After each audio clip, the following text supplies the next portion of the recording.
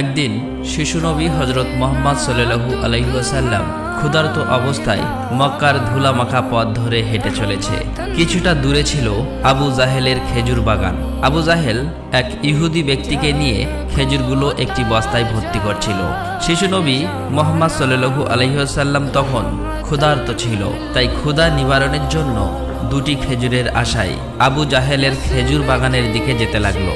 শিশু নবী মুহাম্মদ সাল্লাল্লাহু আলাইহি ওয়াসাল্লাম ধীরে ধীরে সেই খেজুর বাগানে হাজির হলেন এবং আবু জাহেলকে সালাম দিয়ে বিনয়ের সঙ্গে বললেন, চাচা যান, আমার খুব ক্ষুধা পেয়েছে, আমাকে দুটি খেজুর দিতে পারবেন? তখন আবু জাহেল তাচ্ছিল্য ভরা চোখে তাকিয়ে বলল, হে মুহাম্মদ, তোমাকে খেজুর দিতে পারি, কিন্তু একটি শর্ত আছে। ওই যে ব্যক্তিটি দাঁড়িয়ে আছে তার কাছে বস্তা আছে, ওইগুলো তুমি মাথায় করে নিয়ে আমার বাড়িতে দিয়ে আসো, তাহলে তুমি খেজুর পাবে। তখন শিশু নবী সাথে সাথে ওই ইহুদি ব্যক্তির কাছে চলে গেলেন। ইহুদি লোকটি তাকে অবাক হয়ে দেখে বললেন, হে বালক মুহাম্মদ, তুমি কি জন্য এসেছো? শিশু নবী মুহাম্মদ সাল্লাল্লাহু আলাইহি ওয়াসাল্লাম বললেন, আমি এই বস্তা মাথায় করে নিয়ে যাব।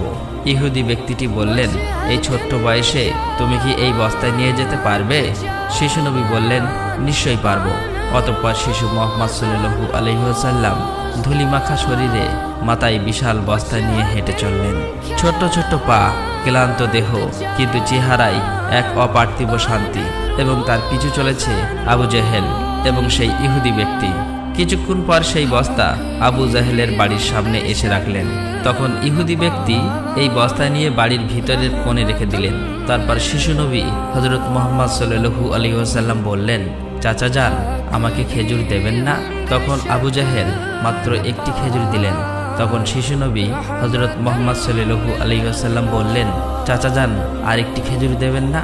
এই নির্দোষ চাওয়াই যেন আবু জাহেলের আগুনে ঘি ঢেলে দিল। সে রেগে গিয়ে হঠাৎ করে একটি প্রচণ্ড থাপ্পড় মারল শিশু মুহাম্মদ সাল্লাল্লাহু আলাইহি ওয়াসাল্লামের গালে। সঙ্গে সঙ্গে সূর্য যেন হঠাৎ ডুবে গেল, আকাশ কেঁদে উঠল, বাতাস স্তব্ধ হয়ে গেল, পাহাড় পর্বত যেন অশ্রু ঝরালো। যে একটি নিষ্পাপ শিশুর উপর এমন অন্যায়! নিষ্ঠুর আবু জাহেল হাসতে হাসতে ঘরে প্রবেশ করলো। ঠিক তখনই ঘটল এক অলৌকিক ঘটনা। খেজুর ভর্তি বস্তার মুখ খুলতেই আবু জাহেল হতবাক হয়ে গেলেন। আবু জাহেল দেখল বস্তার সমস্ত খেজুরগুলো ছোট ছোট পাথর হয়ে গেছে। চোখের সামনে এমন অলৌকিক ঘটনা দেখার পর সেই ইহুদি বিস্ময়ে হতবাক হয়ে গেল। এই দৃশ্য দেখে সেই ইহুদি ব্যক্তি থমকে দাঁড়ালেন।